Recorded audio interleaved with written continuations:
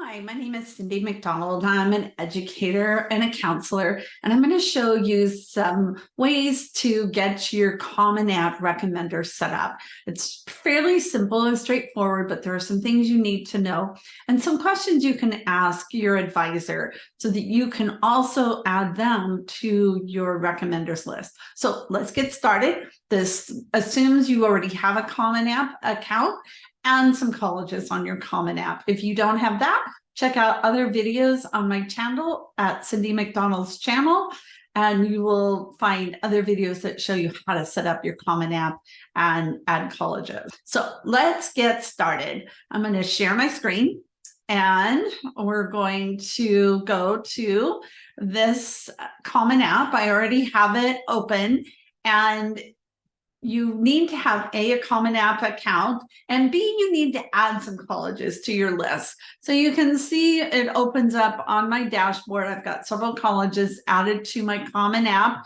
You'll also see them under my colleges, and you'll see my Common App has been started. But when you first start on the Common App, there's no tab here that says recommenders or counselor. That's because it's dependent on the colleges you have, what kind of options are available. So even though this is called the Common App, it is very specialized and personalized by each college. So I'm going to click on the very first college, whatever college you have on your list, it does not matter. It's going to give you these same options. So we're going to click on Emory. You can look through the college and look through the information. And as you scroll down, you can see what recommendations are required. This school requires a school, the counselor, mid-year report, final report. And then this is the part I'm really interested in is teacher evaluations. 2 are required, 1 is optional. 0 other evaluations are required, but you can send them in. So this is what I need to do. I can have as many 5 people plus my counselor do a recommendation for me for Emory. But how do I get them started? Here's where the recommenders and FERPA comes in. So the very first thing you're going to see is this FERPA release authorization. Don't let it scare you. It sounds very, very, formal, and it asks a lot of questions. And a lot of times your first inclination is say, no, I don't want to release my information. I want to keep it all private. But that will create a barrier for you in doing recommendations in your app, in your account. So where it says FERPA release authorization, before you can invite your counselor, teachers, recommenders, parents, or advisors, did you know you could invite all of those people? You must complete the Family Education Rights and Privacy Act, which is FERPA. So you'll hear that term FERPA a lot. As you go to college, it becomes a really big part of your college education. So there's a link to learn more about FERPA, but click on the complete release authorization. All right, in the next screen, it's gonna ask you 2 important questions about your release and access to your educational records under FERPA. Parents are often very surprised to find out that once you go to college, they can't just log in and see your grades. They can't just log in and see how much they need to pay the college. So it says here, FERPA is a complex law, and that is very true. So it also says you can read the FAQs, all of that. And I'm going to go through these just briefly. But in the end, I'm going to tell you what you need to do to maximize your opportunities for doing applications, for getting recommendations from your teachers and your counselor. So how does FERPA relate to your college application? It relates by regulating the privacy of your education records, your transcript, things like that are included in your application. So those things are protected, which sounds like a good idea. The other part of FERPA that comes into play here, it gives you the right to review confidential letters of recommendation provided as part of your college application. Again, that sounds like a really good idea, but if a recommender knows that you might be reading their confidential letter, they might not submit it. And people have been sued because of what they've written on their letters. So the recommended approach is to waive your FERPA right. Most counselor or most recommenders will give you a good letter recommendation. If they're not, they'll probably tell you, and you could usually ask them to send you a copy. Not all recommenders or counselors will send you a copy of what they wrote, but that's part of that relationship you have with them. So it's a really good idea to waive this right, because if you don't, it's much harder to get those recommendations. And if you don't now, it's hard. Common App does not allow you to change that later on without a lot of difficulty. So don't make the mistake of not waiving it and then asking all your recommenders and then trying to change it. I've had students do that, and it's turned into a big, complicated mess. So the easiest thing is to go ahead and waive those rights. So it says, how does it relate to your college applications? You have the right to review those confidential letters of recommendation, but you can waive that. In a moment, you'll be asked if you want to waive the right to review those letters, what you should know about it. Waiving your right lets the colleges know you do not intend to read your recommendations. That helps the colleges know that those letters are going to be candid and truthful and, frank and above board. So that's a good thing. That's one good reason for waiving your rights. Some recommenders may decline to write a letter for you if you do not waive your rights. That is what I've found, and that is definitely one thing to consider. It says, it's okay if you don't know how to respond. Once you get through all of this, click on I have read and understood the FERPA relief authorization explanation. Continue. All right. I acknowledge that every school that I have attended may release all requested records and recommendations to colleges to which I am applying. I also understand that employees at these colleges may confidentially contact my current and former schools should they have questions. Basically, if they see something on your record, they might contact your counselor or the registrar or somebody to say, hey, what happened? Especially if you had a lapse in your record, things happened during COVID, all those kinds of things. So yes, you're going to say, I acknowledge. All right, now I acknowledge every school has access. That's great. Then it says, please select one. I waive my right to review all recommendations. I do not waive my right. You should do, I waive my right.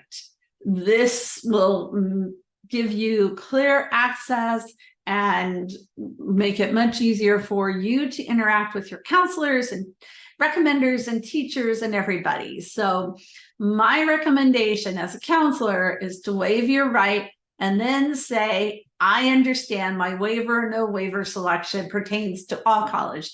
You can't say, I want these colleges to see it, but I don't want these two. It's either an all or nothing thing. So it pertains to all colleges and my selections. This is why I wanted to make sure you do this. First thing, my selections on this page cannot be changed after any recommendation or application submission.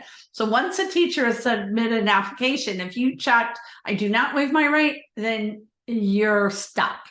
So go ahead and waive your right. And any questions or concerns you have, you just work it out with the teacher and counselors. But here, waive your right, acknowledge that you've done that. Then you just type in your name and hopefully, and then you put in the date. Hopefully this is the right name that I used. Okay, so now you've got a whole new screen. Once you do that FERPA release, now I'm back on the page that said recommenders and FERPA release. So now I've got the check mark here. So the system knows that I've gone through that. And now I can invite recommenders. I can invite my counselor. I can invite teachers. I can invite people to be another recommender, and I can invite an advisor. So this is where, as I'm not a high school counselor, so you can't put me or other people like me under counselor. But if you have somebody assisting you that's giving you support, you can put that person's name and email in here. And this is my email address, Cyndy at mymcdonaldcc.com. I don't really have a prefix. We're going to do this. Okay, so this is what you use, and it's Cyndy, C-Y-N-D-Y at mymcdonald. So it's a good thing I looked at it. I had it misspelled. Not good when you misspell your own name. mymcdonaldcc.com. So this is where all my students put in this email address, and then they put me in as an advisor. And then you're going to click invite, and this will send an email to your advisor to invite them to be an advisor, to view your account. So now I'm going to click on invite, and it shows me that this person has been invited. And what you want to do for your advisors is you also, unless they tell you otherwise, click enable preview. And what that means is it gives their advisor a much broader insight into where you're at on your application. It allows the counselor advisor to see a PDF version of your application. They're able to see all your answers in your Common App, your answers to college-specific questions, and any application you've submitted to a college. It does include all personally identifying information, such as your social security number, because that's on the PDF. So be judicious. Don't just open this to anybody, but somebody you're working with confidentially would be the right person to do this. My students, we work hand in hand. And so I do need students to, I need to be able to see this information so that I can support and assist students. How do I enable application preview for a counselor or an advisor? You just grant permission by clicking on the enable preview. So click on this, and all right, I've fully read. Here's what it is. It tells me the information is yours alone until you submit it to a college. But if you're working with a counselor advisor, you can choose to enable application preview. It just gives you an opportunity for them. They can't change it or anything, but it just gives them the opportunity to say, oh, look at your activities. Did you mean to do this? Can you explain a little bit more about that? Just different things like that. So I have fully read and understood how application preview works. So again, you've got to acknowledge and do that. Once you click on enable, now it says, disable preview. And if you have more than one person, you can invite another advisor. But now I will get an email that says, oh, this person has requested. And I request all my students to enable preview. And you can do the same thing. You invite your counselor. It's going to ask you for the counselor's email address. Let's see.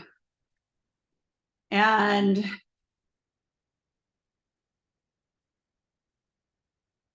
let's do this. We'll just put in a different name. And then click on invite. And then the counselor will get an email, and you notice now it says invite recommenders and manage recommenders. So here's your counselor, Amy Awesome. So that's under that email, and it shows kind of where I'm at with where my counselor has, whether they've started school report recommendation. So that's great. And then you can enable preview for your counselor as well. And then you're able to go in to look at managed recommenders once you have more than one, and you can see who they are. And you're able to later on assign them to different schools. And if they haven't responded to your invitation, you can always resend that. It's just as simple as that. Doing recommendations through the Common App can be very straightforward. Once you enable that preview, that gives you an opportunity to really interact with your support people who are working with you and get that one last opportunity to really shine in everything that you're trying to do. So I hope this has been helpful for you, and I'll look forward to seeing you on other videos. So go on that Common App and make it happen.